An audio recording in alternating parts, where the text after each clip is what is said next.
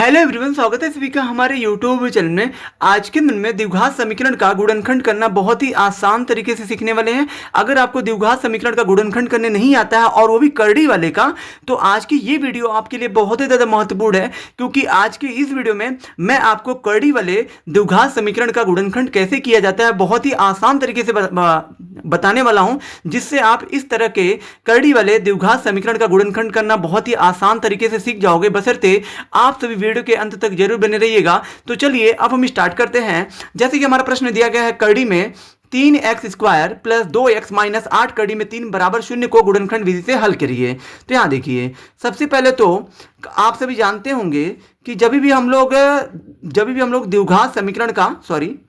जब भी हम लोग द्विघात बहुपद या द्विघात समीकरण का गुणनखंड करते हैं, तो इसका जो नियम क्या होता है, तो इसका नियम ये होता है कि जो भी समीकरण आपका दिया है, जो भी आपका बहुपद दिया है, हम लोग क्या करते हैं, तीसरा पद, यानी कि यहाँ पे पहला पद है, दूसरा पद, तीसरा पद, तीसरे पद का, यानी कि तीसरा पद हमारा है 8 कड़ी में 3, तीसरे पद का गुणा हम लोग जो प्रथम पद के गुणांक में, यानी कि प्रथम पद हमारा क्या है, कड़ी में 3x², तो यहाँ पे x² का जो गुणांक है ना, ये कड़ी में 3, इसमें हम लोग करेंगे। यानी कि 8 कड़ी में 3 का गुणा आपको करना है कड़ी में 3 में। तो ये आपका 8 है तो 8 लिखिए, और कड़ी में 3 त्रिका हो जाएगा 9, और ये आपका 8 है तो 8 लिखिए, यहाँ पे कुछ नहीं गुणा है, 9 का वर्गमूल होता है 3, और ये 8 त्रिके हो जाएगा आपका 24। ठीक है,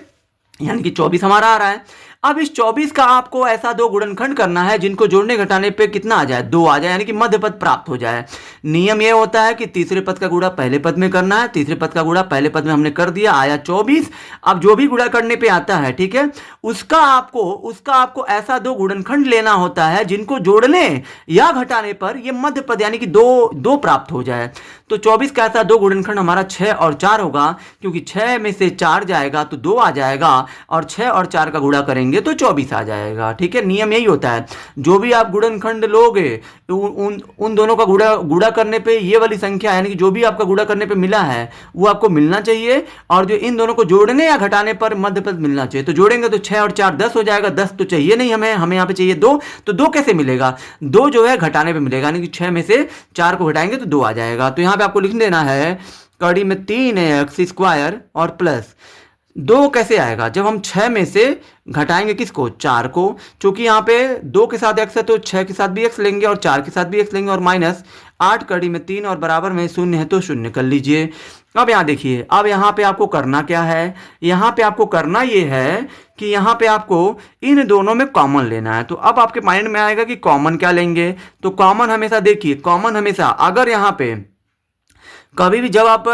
गुणनखंड करते हो तो प्रश्न हमारा 3 पद में दिया होता है, 1 2 3, लेकिन जब आप गुणनखंड करते हो तो ये आपका 3 पद वाला जो है 4 पदों में टूट जाता है, 1 2 3 4 पदों में। तो आपको देखना होता है प्रथम 2 पदों में और जो अंत के 2 पदों में क्या कॉमन है। तो प्रथम 2 पदों में पहला हमारा जो पद है वो जो करड़ी में है, तो यहाँ पे इस कंडीशन में अगर जो पहला पद आपका करड़ी में है, और तो फिर आपको जो करड़ी वाला ही संख्या आपको जो कॉमन हमेशा लेना होता है। ठीक है, जैसे कि 3 से 3 भी कट जाएगा, 3 से 6 भी कट जाएगा, लेकिन ये वाला करड़ी में और ये वाला करड़ी में नहीं है, तो जो करड़ी में होता है उसी को लिया जाता है। यहाँ पे x² है, यहाँ पे x है, तो यहाँ पे दोनों में x कॉमन है, तो x तो आपको लेना पड़ेगा। करड़ी में 3 आपने मान लिया, x पे 2 था, 1 आपने मान ले लिया, तो फिर यहाँ पे अंदर बचा 1x और प्लस है तो प्लस। अब यहाँ पे क्या बचेगा ये हमें कैसे पता चलेगा, तो यहाँ देखिए, जो भी हम लोग जो कॉमन लेते हैं ना, तो इससे हम लोग क्या करते हैं, इन दोनों में भाग देते हैं, जो आता है वही यहाँ पे लिखा जाता है। जैसे मान लीजिए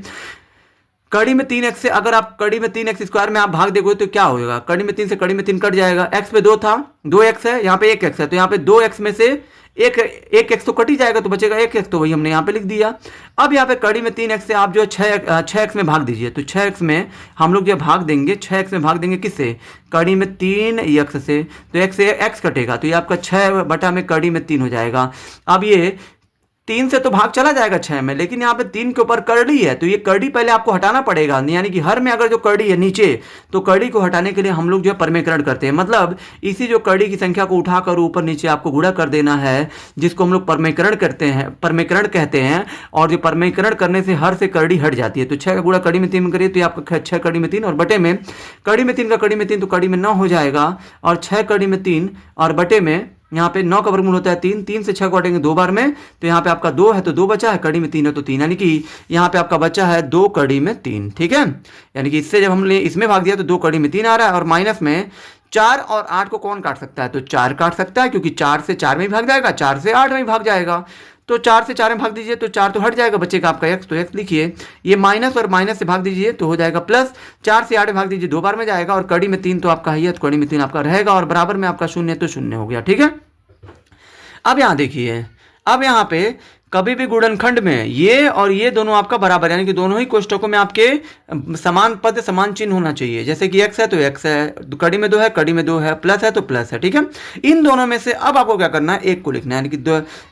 x प्लस 2 कड़ी में 3, और दूसरे में आपको जो है इसको लिखना होता है, कड़ी में 3 x और -4, और बराबर में 0 है तो 0। ठीक है, अब यहाँ देखिए, चूंकि हमें बोला है प्रश्न में कि इसको हल करिए, तो हल करने का मतलब यह है कि अब जो आपको ये जो गुणनखंड प्राप्त हुआ है ना, इस जो है गुणनखंड के पहले कोष्टक का हम लोग जो तुलना करेंगे बराबर 0 के, तो यहाँ पे x प्लस 2 कड़ी में 3 बराबर करेंगे 0 के, तो यहाँ से हमें x का मान प्राप्त करना है, तो x बराबर प्लस 2 कड़ी में 3 जाएगा, 0 के बाद हो जाएगा -2 कड़ी में 3, और एक बार इसका भी तुलना करना है 0 से, तो यहाँ पे कड़ी में 3x -4 बराबर हो जाएगा 0, तो यहाँ पे कड़ी में 3x बराबर माइनस जाएगा 0 के बाद हो जाएगा +4, और हमें चाहिए x का मान, तो x हो जाएगा, और 4 यहाँ पे कुछ नहीं, गुड़ा भेजेंगे तो हो जाएगा बटे में कड़ी में हो जाएगा 3, तो यहाँ पे आपको लिख देना है, यहाँ पे आपको लिख देना अतः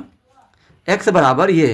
-2 कड़ी में 3 और कामा ये वाला 4 बटा में कड़ी में 3, यही दोनों हमारे इस प्रश्न के क्या हो जाएंगे, उत्तर हो जाएंगे। ठीक है, आई होप कि आप सभी को ये वीडियो बहुत ही ज़्यादा पसंद आई होगी। अगर आप हमारे चैनल पर नए हैं तो हमारे चैनल को लाइक, सब्सक्राइब और शेयर जरूर करें, जिससे आने वाली वीडियो की नोटिफिकेशन आपको मिलती रहे। धन्यवाद।